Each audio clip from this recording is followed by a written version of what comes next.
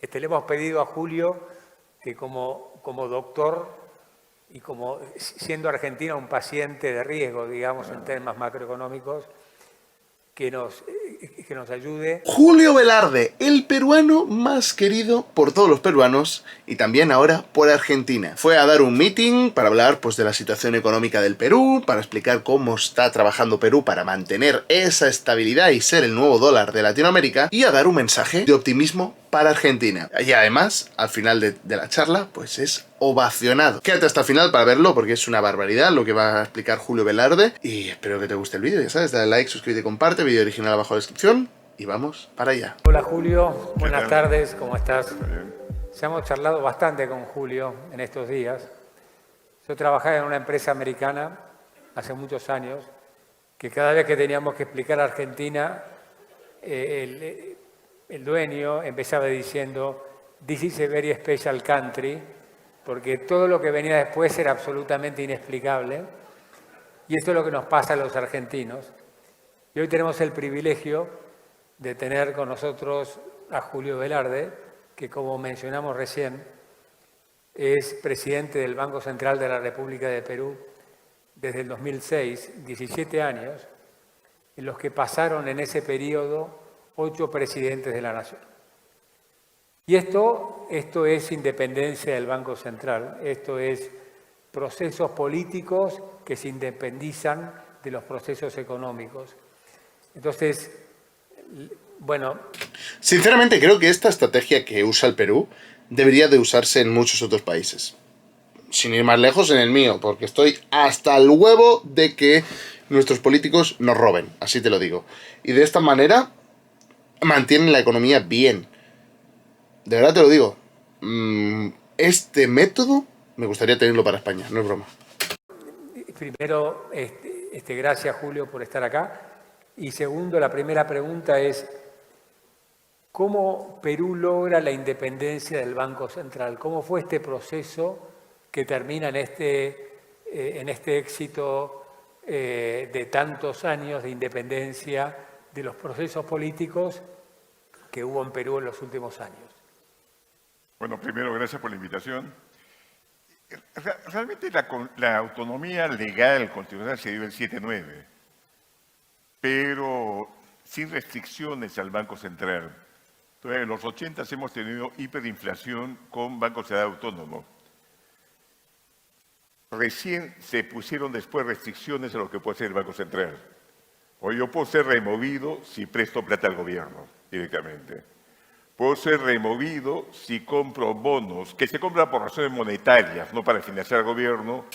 Realmente escuchar a una persona tan culta a nivel financiero y que te puede enseñar y te puede explicar realmente el éxito de la economía peruana y de que sea el nuevo dólar en Latinoamérica, de verdad es un privilegio poder tener estas entrevistas y es increíble, ya os lo digo.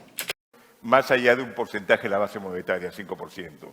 El caso de Chile ni siquiera pueden comprar bonos del gobierno y también están prohibidos de financiar al gobierno.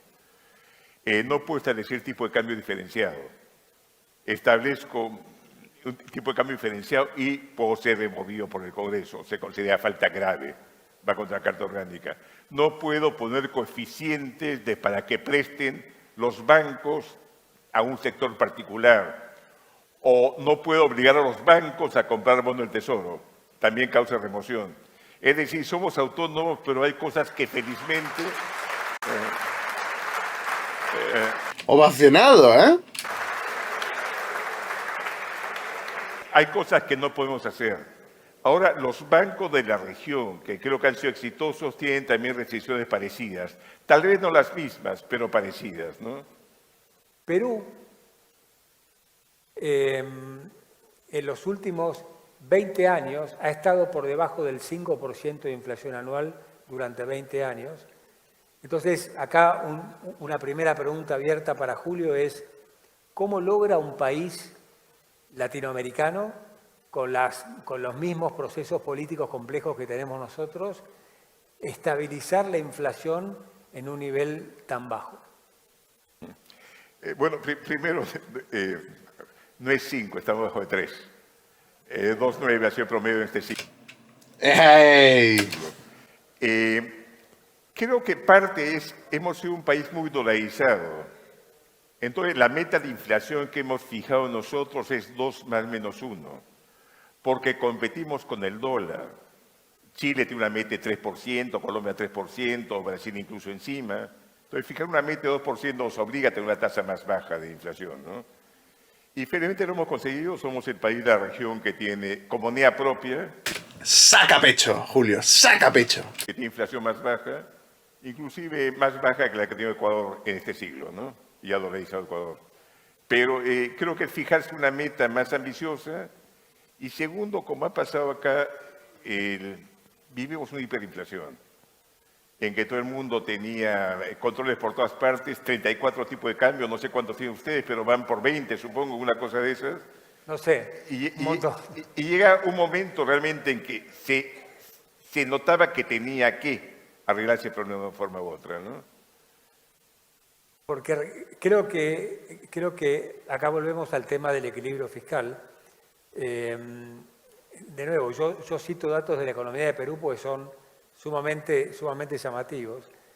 En los últimos 23 años, Perú tuvo 15 años de superávit fiscal. Tuvo algunos periodos cortos de déficit fiscal.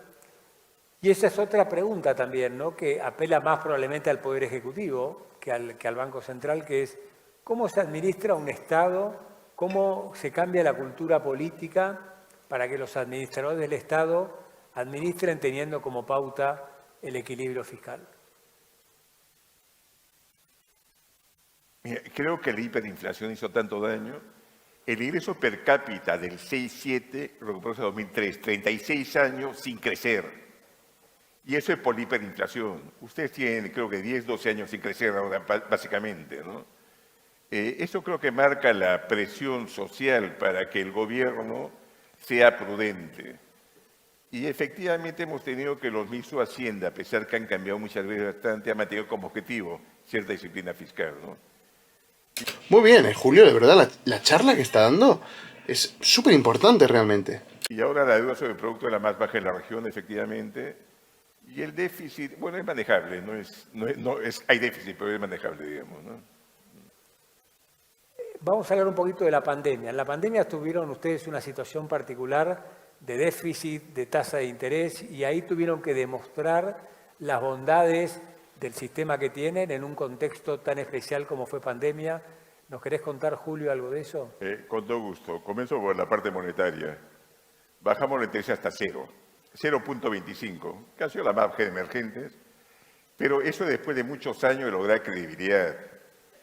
Realmente en la región, recién los bancos centrales han sido agresivos en tasa de interés en 2009, y algunos, no todos. Antes, cuando el Lula es elegido, ningún banco central se atrevió a bajar las tasas de interés. Y Lula fue el último evento regional, digamos, la primera elección de Lula, que afectó a todos los mercados. Después ha habido muy pocos. Bajamos a 0 y después le hemos subido. O sea, nos hemos independizado. Chile bajó también a 0.5 y varios países lo hicieron. Y la parte fiscal, llevamos un déficit de 8,9. Felizmente 2 años ya baja 1,6. Se aplicaron programas agresivos de transferencia, no tan exitosos, dicho sea de paso, pero se aplicaron programas de transferencias y créditos a los bancos, pues no subsidiados. Es que realmente de él depende absolutamente todo, porque él toca una tecla que no debe y la economía del país se va al carajo. Básicamente, ¿eh? Así te lo digo. Vende algo que no debería y se lía parda. Se hizo una subasta. O sea, el Banco Central le dio a la tasa, era 0.5, lo que leímos, nuestra tasa era 0.25, no era subsidio allí. Y los bancos aplicaban de acuerdo a quién cobraba menos a los clientes.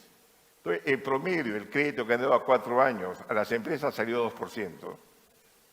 Poniendo parte de la plata a los bancos, pero la mayor parte de la plata la puso el Banco Central. Y fue exitoso, creo, para ayudar a que muchas empresas sobrevivan. Uno no es consciente, pero el confinamiento, uno no sabía cuántos meses iba a durar. Uno no sabía si duraba un mes o duraba 5 o 6 meses. Y un confinamiento de 6 meses es matar el tejido empresarial. Uno no tenía una idea clara al comienzo de qué podía pasar, ¿no? Mucho de lo que Argentina necesita ya está inventado. todas estas reglas económicas, de tasas de referencia, de cómo el central puede o no asistir al tesoro, todo esto está inventado en las economías sanas. Nos queda algo bastante complejo, que es aplicarlas. Por eso creo que el cambio de Argentina esta vez tiene que ser que empecemos a aplicar reglas. Al ser país hermano como es Argentina, me encantaría, de verdad, que les vaya bien la economía. Actualmente, cuando yo he estado recientemente, estaba a 1,13 €, una barbaridad. Yo la primera vez que fui a Argentina estaba a 88, imaginaros. Concretas, creíbles y duras, y que terminemos con estos márgenes en donde, bueno, un mes emito, otro mes emito un plan, el otro recupero, el otro absorbo. Otro tema que quería conversar contigo, Julio, es el tema del tipo de cambio. El tipo de cambio del sol peruano está estable casi como un siglo, ¿no? Es decir, han logrado una estabilidad o desde principio de siglo. Sí, sí. Pero con variaciones. Es tipo de cambio flotante. Intervenimos, pero tratamos de intervenir no tanto. Realmente está ahora en 3,8, ha llegado a 2,50, ha llegado a 4,20, es flotante. Pero sí se ha depreciado poco, digamos, en el siglo, ¿no? Estamos hablando de un siglo, estamos hablando de este siglo. Del principio de este siglo 23 años, no 100 años. No. Estamos hablando de variaciones desde el principio del siglo hasta ahora, del sol peruano, digamos. Y ese tipo de cambio que ustedes manejan es un tipo de cambio único para cualquier tipo de transacción. ¿Cómo funciona eso? Único, y eso sí, el 90 que estabilizó, pasó de 34 cambios a 1, y no uno financiero, uno comercial, sino uno. $1 es $1 es $1, no se puede diferenciar realmente. Y lo que sucede cuando se establece tipo de cambio diferentes, o se gastan muchos recursos para decir que a uno le corresponde el dólar más barato, o hay arbitraje, si uno tiene varios tipos de cambio, ¿no? Claro. Creo que no es buena, no me parece una política recomendable, y por eso casi ningún país, la mayor parte de los países, digamos, tiene un tipo de cambio único, ¿no? Le hemos pedido a Julio que como doctor y como siendo Argentina un paciente de riesgo, digamos, en temas macroeconómicos, que nos ayude. Y el tema de tipo de cambio único pareciera ser otra opción que parece muy difícil de pensar en otra cosa hacia adelante. Estos arbitrajes a lo que se refiere Julio es lo que pasa todos los días en la Argentina con los múltiples tipos de cambio. Múltiples, miles de operadores arbitrando con este tipo de cosas. Todo eso no genera valor. Hombre, realmente Argentina, para solucionar su economía, hace falta un Julio Velarde. Y por último, ya sí te dejo algún mensaje que nos quiera dejar después de tantas horas de haber conversado con los argentinos de tantos temas. No sé, un poco arrogante de cualquier mensaje, pero lo que sí diría es que la mayor parte de los países de la región han controlado la inflación. Y realmente se puede. Lo han hecho todos sus vecinos prácticamente. Todos. Uruguay, Paraguay, Chile, Brasil. O sea, se puede hacer. Y creo que lo van a lograr ustedes. Muchas gracias. Emotivo mensaje de Julio Velarde para la economía argentina y los argentinos, ¿eh? País hermano. Gracias. Julio Velarde, presidente del Banco Central de Reserva del Perú, BCRP, fue ovacionado por economistas y empresarios argentinos durante su participación en el 59 coloquio del Instituto para el Desarrollo Empresarial de la Argentina, IDEA. Y no fue una ovación de cortesía. Fue una demostración sincera de admiración hacia una figura que ha sabido conducir una economía emergente por aguas turbulentas sin perder el timón.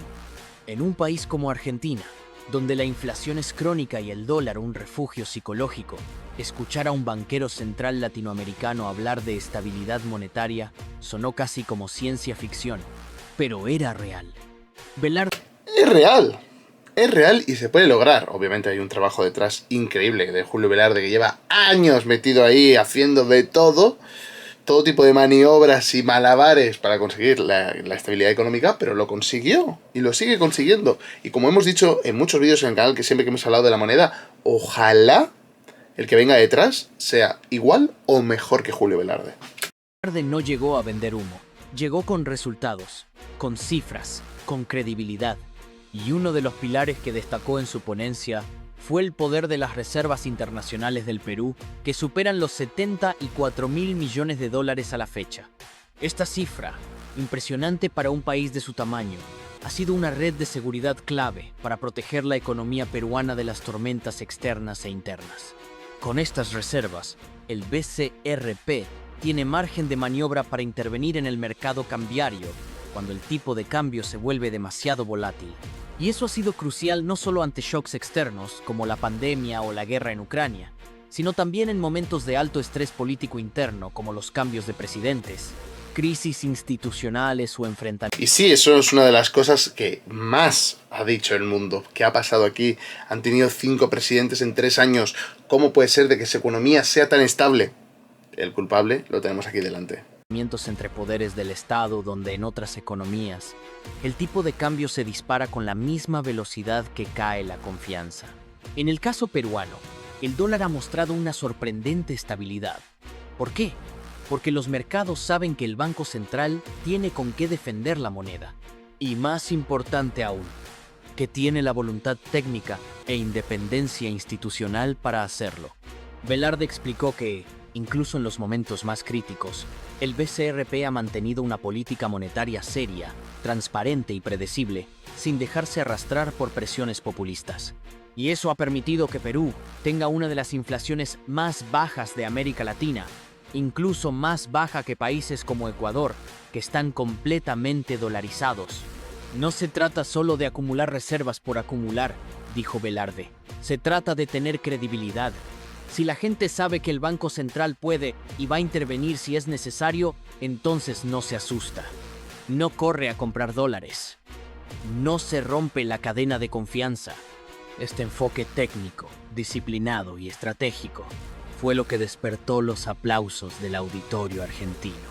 Empresarios y economistas se vieron por un momento en un espejo que les mostró que sí es posible una economía ordenada en América Latina, que no todo está perdido, que el camino existe, aunque no sea fácil. El presidente del BCRP cerró su exposición con un mensaje esperanzador para Argentina. Sí se puede. Nosotros también tuvimos inflación de 3 dígitos, tipos de cambio múltiples.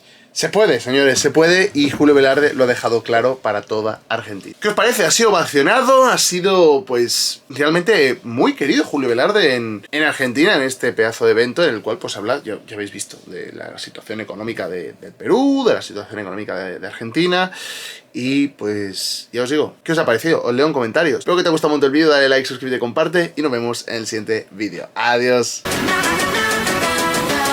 Start a fight. So